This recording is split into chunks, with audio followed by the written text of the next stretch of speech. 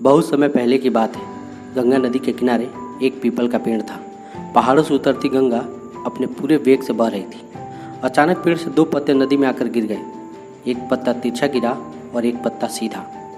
जो पत्ता तिरछा गिरा था वह जीद पर अड़ गया और कहने लगा कि आज चाहे जो हो जाए मैं इस नदी को रोक कर ही रहूँगा, चाहे मेरे प्राण क्यों न चले जाए, मैं इसे आगे नहीं बढ़ने दूंगा। वह पत्ता जोर जोर से चिल्लाने लगा कि रुक जा गंगा, मैं तुझे आगे नहीं जाने दूंगा।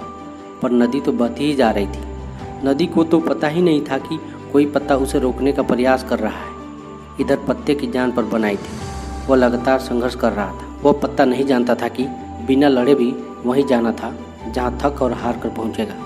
परंतु अब और तब के बीच का समय उसके लिए दुख और संताप का समय बन चुका था।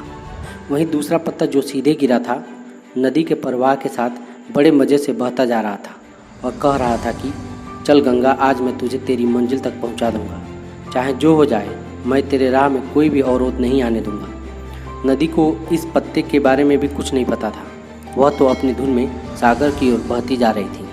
लेकिन यह पत्ता खुश और आनंदित था, क्योंकि उसे तो लग रहा था कि मैं ही नदी को अपने साथ बहा कर ले जा रहा हूँ। तिरछे पत्ते की तरह सीधे पत्ते को भी यह नहीं पता था कि चाहे वह नदी का साथ दे या नहीं दे, नदी तो वहीं पहुँचेगी जहाँ उसे जाना है। पर अब और तब के बीच का समय उसके लिए आनंद का समय बन गया था। जो पत्ता नदी से लड़ रहा था उसके जीत का कोई उपाय नहीं था, और जो पत्ता नदी के साथ बहता जा रहा था उसके हार का कोई उपाय नहीं था। दोस्तों, यह कहानी हमें सिखाती है कि जिस दिन हम लड़ना छोड़ देते हैं उस दिन से हम जीना शुरू कर दें।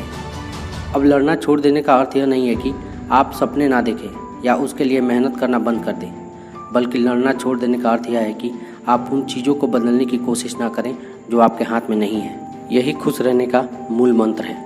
दूसरों को बदलने में अपने जीवन को बर्बाद ना करें, बल्कि खुद को बदलें।